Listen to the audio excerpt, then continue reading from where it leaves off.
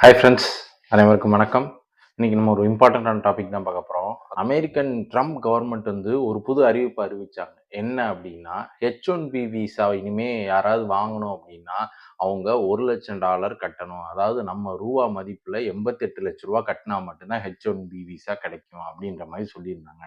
இது வந்து பார்த்தீங்கன்னா, பல ஐடி எம்ப்ளாயீஸ், அதாவது அமெரிக்காவில் இருக்கக்கூடிய H1B விசா ஹோல்டர்ஸ் அவங்க வயித்துல புளிய கரைச்சிருச்சு. இந்த அறிவிப்பு வந்ததுலேருந்து பார்த்தீங்கன்னா, அந்த H1B விசா வச்சிருக்கிற எல்லாருமே பயந்துட்டாங்க. ஒருவேளை நான் வருஷா வருஷம் அந்த H1B விசாக்கு பணம் கட்டணுமா? 88 லட்சம் கட்டணுமா? நான் வந்து H1B விசா வச்சிருக்கேன். ஆனா இப்ப அமெரிக்கால இல்ல, இந்தியாவுக்கு வந்திருக்கேன். இப்ப திரும்ப போறோம்னா நான் காசு கட்டணுமா? இப்படின்ற மாரி பல குழப்பங்கள் இருந்துச்சு. அது எல்லாத்துக்குமே வந்து பார்த்தீங்கன்னா, அந்த சட்டம் கொண்டு வந்த அன்னைக்கு வந்து பார்த்தீங்கன்னா, எந்த கிளாரிஃபிகேஷன் இல்ல. அதுக்கு அடுத்த நாள் வந்து டீட்டெயிலா ஒரு கிளாரிஃபிகேஷன் குடுத்துருக்காங்க. என்ன கிளாரிஃபிகேஷன் குடுத்துருக்காங்க அப்படின்னா, இனிமே புதுசா யார் அப்ளை பண்றாங்களோ, அவங்களுக்கு மட்டும் தான். புதுசா யார் H1B விசா அப்ளை பண்ணி அமெரிக்காவுக்குள்ள வர்றாங்களோ, அதாவது ஒரு கம்பெனி சார்பா வர்றாங்களோ, அந்த ஆட்களுக்கு மட்டும் தான் வந்து பார்த்தீங்கன்னா, இந்த 88 லட்சம் அந்த புது சட்டம் வந்து பொருந்தும். 88 லட்ச ரூவா கட்டி உள்ள வரணுன்றது. ஏற்கனவே H1B விசா வச்சிருக்கிறவங்க, அத ரெனியூ பண்ணணும்னு நினைக்கிறவங்க, இல்ல அந்த விசா வச்சு இந்தியாவுக்கு வந்துட்டு திரும்ப நான் இப்ப போறதுக்காக ரெடியா இருக்கேன்.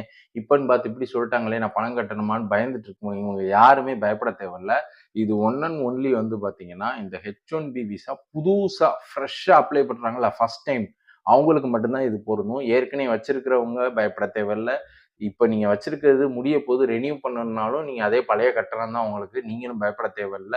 அதே மாதிரி H1B விசா வச்சுட்டு இந்தியா வந்திருக்கீங்க, இல்ல வெளிநாடு வேற நாடு போயிருக்கீங்க, திரும்ப அமெரிக்காவுக்குள்ள வரணும்க்கும் வந்து பார்த்தீங்கன்னா, இந்த இந்த வந்து இந்த சட்டம் பொருந்தாது. நீங்க தைரியமா வந்து நீங்க இருக்கலாம். இத பத்தின ஃபுல் கிளாரிஃபிகேஷன் குடுத்துருக்காங்க. விசான்றது நீங்க எந்த நாட்டுக்கு போறீங்களோ, அந்த நாட்ல வந்து பார்த்தீங்கன்னா, அவங்க வந்து உங்கள வெரிஃபை பண்ணிட்டு, உங்கள உள்ள வர்றதுக்கு அனுமதி தர்ற அந்த பெர்மிட் பேரு தான் விசா. ஓகேங்களா?